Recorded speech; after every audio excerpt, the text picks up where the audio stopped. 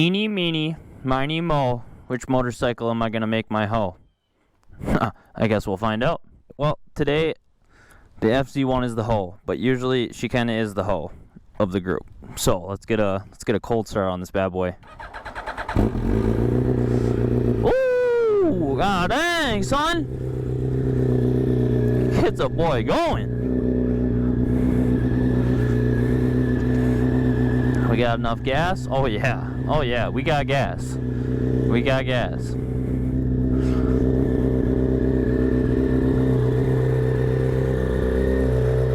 Oh my gosh, more cobwebs. 44,000 miles, ladies and gentlemen. And this bike still looks absolutely amazing. And I can show you how to do that in later content. We're gonna let this thing warm up for a second. I always like to let my bikes warm up for a little bit before I start riding and ripping on them. But today, since it is Sunday, I want to start doing a Send It Sunday. So it's not exactly something that I'm going to give you information on about riding, but it's going to be more so me just kind of enjoying my day off along you guys as you're enjoying your day off. And I want to give that to myself. So for me to have fun on a motorcycle, it's not always having to think about an idea of what to talk about and such. I can just go out and have some fun on some roads that I know I can be a little less responsible riding them. So hopefully she is warmed up at least a little bit. Let's see, 118. Oh yeah, we're good. Let's go. Let's go. So it's Send It Sunday. And these are the roads that I go down on days that I know I have a good amount of time to just kind of let loose and ride. That guy came up really fast. Yeah, these are roads that I know, and that's why I'm able to do this a little less responsibly, I guess, is because I know the roads. I know there's no gravel. There's not usually a lot of traffic, which is nice. So, hell yeah, brother. So yeah, I'm able to have nice days like this. But with what comes along with this,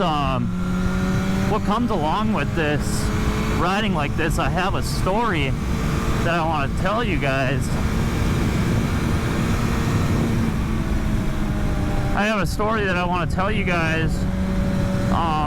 Of when I was in Duluth and I was riding, and I was a part of a group that one of the riders got in an accident, and it was because he didn't know the roads as well as he thought he did. And let me give you some background. This was up in Duluth, because I'm down in the Twin Cities, but this was up in Duluth in maybe 2019. And we were at Jay Cook State Park. We were going through, and we wanted to take videos, or these guys wanted to take videos of them going fast down this straight because it was a good straightaway coming into a corner. Okay, well that's all fine and dandy, you know. We can do that. But what happened is he came into the corner too fast on the straightaway, and it was like a 25-mile-an-hour corner. So he came flying past us, you know, as he wanted to, and then the next thing you know, we see his brake lights turning on, way later than he should have, and he goes down, kind of like low sides his bike, and we see his bike kind of like tumble, and then he just disappears. He disappeared down the hill that he crashed on. So we all hopped on our bikes, scooted over there as fast as we could, and we found him probably a good 50 to 60 feet down the hill. And it was a pretty bad accident. When I got down there, his head had been kind of like I don't want to be gruesome, but his head was wrapped around a tree. Like it was the head was between, or a tree was between his like chin and like collarbone, and he wasn't breathing. And I didn't know exactly what to do because I didn't want to move his head and cause more damage, but he also wasn't breathing. So, you know, I guess I took that chance and I moved his head, and the next thing you know, it's the biggest gasp I've ever heard somebody take. And he just, like, he didn't wake up right away. He was actually unconscious for probably a minute to a minute and a half. So he was out of it, but his body at least knew to take a breath, and we're like, okay, well, you know, it doesn't look like he has any other injuries that we can see of, but the more we looked, there was blood coming from his like down where his calf was. So we looked down there, and lo and behold, his bone was sticking straight out of his skin. And I don't know if that's is it your tibia? This is your femur up by right here, that's your femur. But I think this is your tibia down here, and I don't know what kind of break that is, but it was completely sticking out of the leg. That's what I know. So that was a little gruesome to see. As this is all going on, you know, there's other group riders that we were riding with, and thankfully they had called an ambulance, and it was probably a good 15 minutes before an ambulance got there and showed up, and it was probably another 15 minutes to get them out from being down in the hill. And I believe like the injury list was like a concussion, complete fracture of the tibia. I believe he did have a hairline like splinter or crack in his femur, and then he broke a couple of ribs. So it was very serious, but that's why I want to talk about this today, is because when you're going on roads that you don't know, it's not necessarily smart to, you know, impress your friends and show off just to get a video, especially if you don't know the roads, because there could be gravel, there could be a blind corner, there could just be, you know, the speeds coming into the corner are not what you expect. The possibilities are endless when you haven't ridden on a road before and you're trying to do max speeds to kind of like impress people. So that's why I want to do this video. I know these roads, so that's why I'm able to do this a little bit more. And you know, at the end of it all, you know, it's kind of your decision on what you want to do. And I'm not going to judge anybody for riding the way that they ride, but you definitely need to ride your own ride. That's just plain and simple. I've seen too many times where people don't ride their own ride, and it doesn't end well.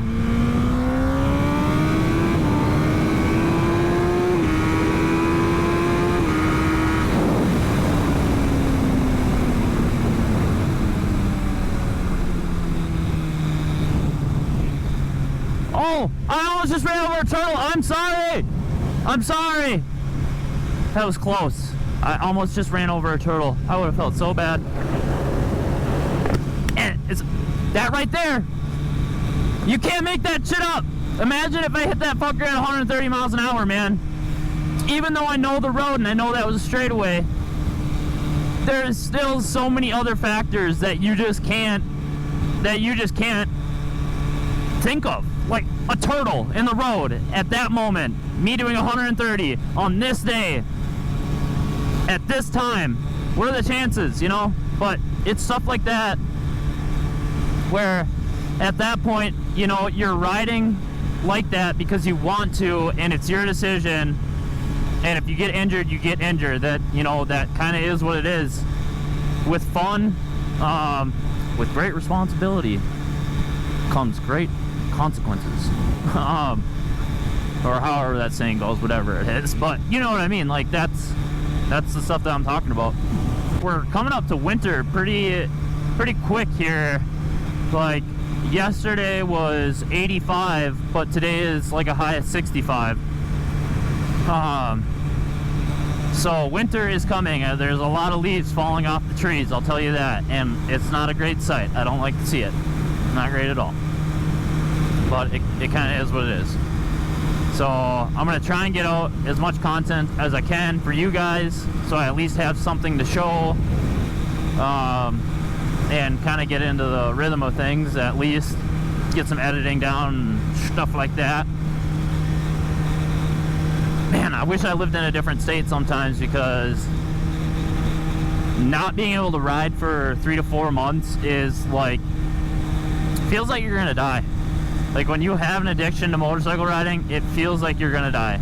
You don't want winter to come.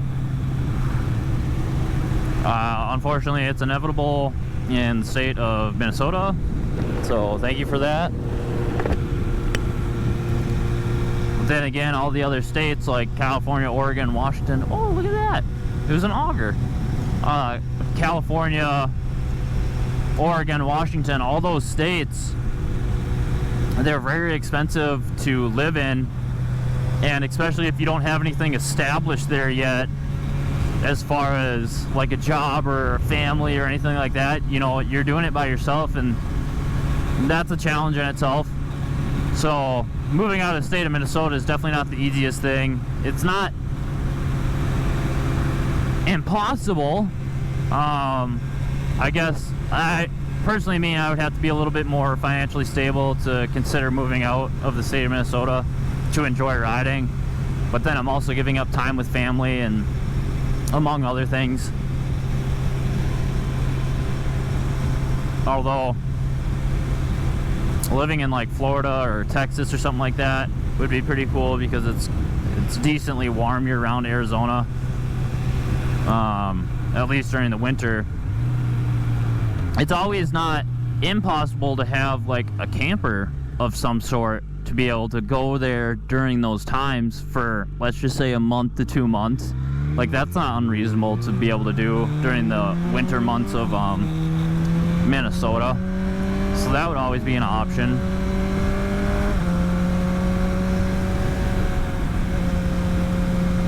Brother. So yeah, again, this Send It Sunday is definitely just me enjoying myself and being able to kind of go out on a ride without having to think about so much. I just want to enjoy the ride. I feel like I don't want to lose that part when I start motovlogging, is losing my enjoyment for riding by myself, because I love riding by myself. So I don't want to lose that. I don't want to lose touch of that. And I'm a little scared of that happening when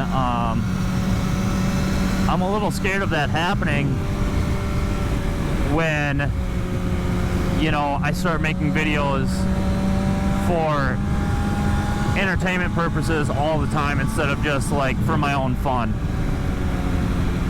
So I got to keep that in mind. You know, I love making content, but you know, I have a job on top of making videos, and you know, you got to leave some time for yourself. You always got to think about yourself first in a lot of situations, as selfish as that sounds. But you know, when you take care of people, you know, when you take care of people, a lot of the time you don't make time for yourself. So I want to be able to make time for myself, and I hope people understand that, and I don't see why they wouldn't, because they probably like personal time in their personal life as well. But yeah, Send It Sunday is always going to be a thing now. I think I like being able to go out and just enjoy riding, like, and that's why I got into it, is for this reason. I'm a corner guy. I like corners. I like going fast too. There's always that, but corners are my thing. I mean, that's why my grandpa, my dad, and my uncle, and myself went out to the West Coast, is because the riding out there is just phenomenal. And I mean, it's phenomenal.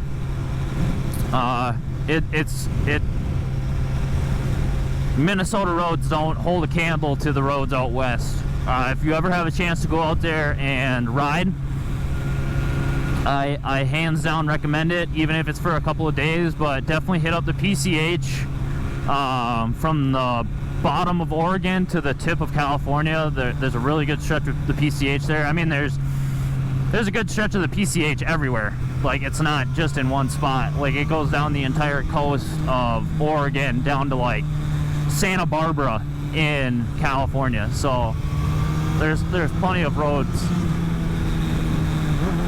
There's plenty of roads to be ridden there.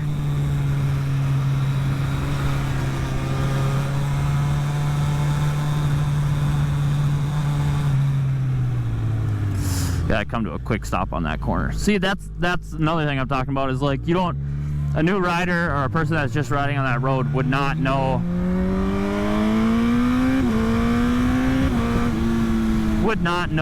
that stop sign is right at the end of that corner. They may assume it may be further out or shorter, whatever the case may be. But those are just things from my previous conversation of noticing stuff on a road that you've never ridden. So you always got to assume for the worst, unfortunately. But that's how you kind of prevent yourself from getting into situations that you shouldn't be in, and those situations suck.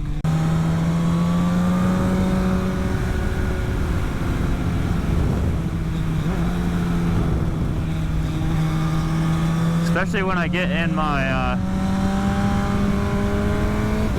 because you get the most out of your day, and then you're not freezing cold in the morning, and you're not freezing cold when you're coming back at night, and you still have the sun up. Because I don't necessarily like riding at night. It's not my favorite. It's fun when you want to go hoonigan around, because everybody's kind of out at that time at sunset.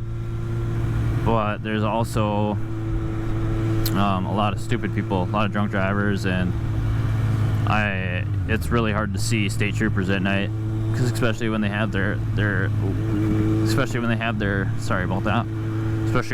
headlights turned off, there's not too much that makes them noticeable on the side of a road, and then bam, next thing you know, you're doing 105 and you're getting pulled over for reckless driving or careless driving or whatever the case may be. So yeah, that's another reason we're not riding at night. Brother, Stillwater's not as busy as I thought it was going to be, for sure. I mean, it's busy, but on a Sunday, on a day like today, I would have figured it would have been packed. I guess the real test on seeing if Stillwater's packed is if there's like vehicles parked past the city up by this little like cafe spot.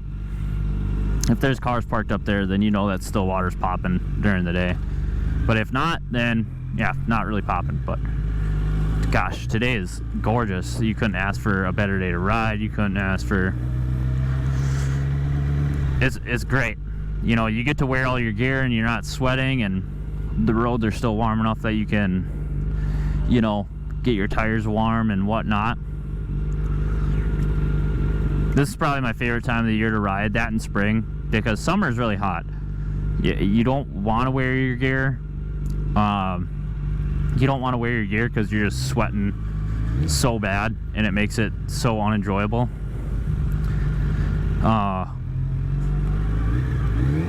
Yeah, makes it very unenjoyable. So fall and spring. The only thing I don't like about spring is the fact that there's a lot of salt on the roads. And this last winter, Minnesota didn't have a lot of snow, but there was still salt down. And then the temperatures were like in the 40s and 50s. So when I would go out on a ride for a little bit, which I regret doing now because it put so much salt on a lot of my bolts, and I ended up having to take out a lot of bolts. See, like all these vehicles right here, that's how you know still water is packed. It's when all these vehicles are parked up along the side of the road here. Anyways, yeah, I had to take out a lot of my bolts on my bike and clean them off and retorque them back down because there was just so much salt. I didn't want them to corrode. And you know right away when you take the bolt out and there's, you know, white residue on it, you're like, yeah, it's salt, and eventually it's gonna make it corrode, especially if it hits water or something like that. You know, everything has a weakness. That's where detailing comes in handy. You know, I'm pretty proficient at detailing. I have my own business for detailing motorcycles, so I have a pretty good idea of where kind of salt gets deposited and where dirt gets deposited and where it likes to sit. Obviously every motorcycle is different if you have fairings or don't have fairings, but either way, you know, I can detail your bike to be able to protect it from a lot of things. Unfortunately, the steel, like bolts and hardware and stuff like that, that's kind of hard to prevent. The only thing you can really do there is take them out, clean them, and stick them back in. And yeah, people do not go as quick. And I'm not trying to be an asshole. I know this is a road. It's not a racetrack. So I try to space myself from people so I'm not like, you know, that typical sport bike rider. Sometimes I am, for sure, but for the most part I keep pretty chill. So this is the, I love these corners. Love them.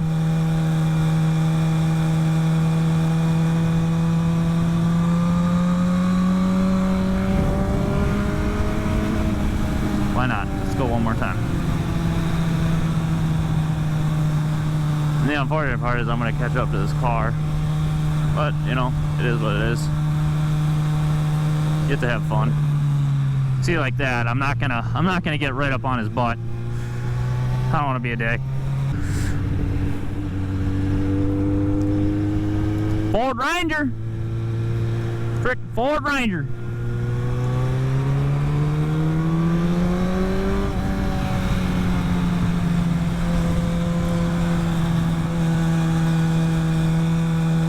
Oh, is he gonna scrape his peg? Is he gonna scrape his peg?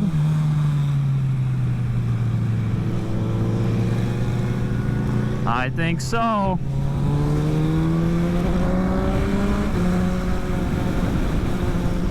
Huh.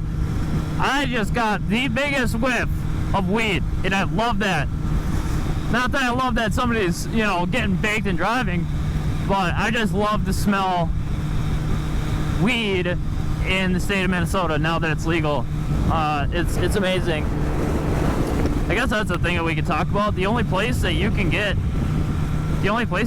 weed as of right now in Minnesota is medically or on reservations. I know there's one out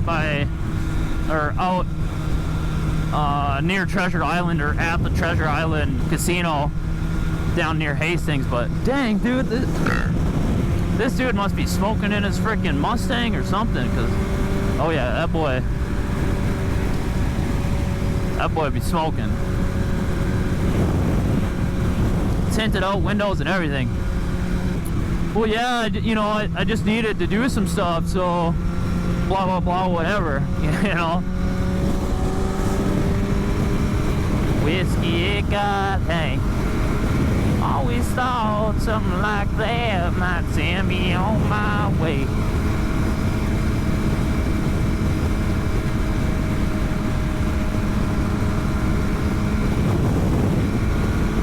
See if this guy bites on it.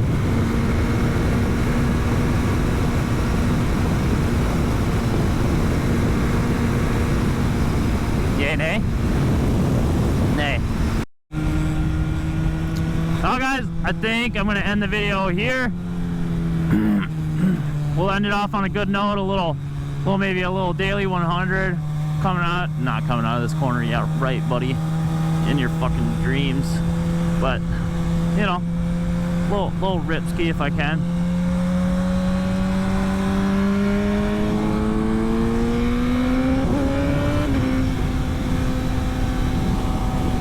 I accidentally touched the quick shifter. Just barely touched it.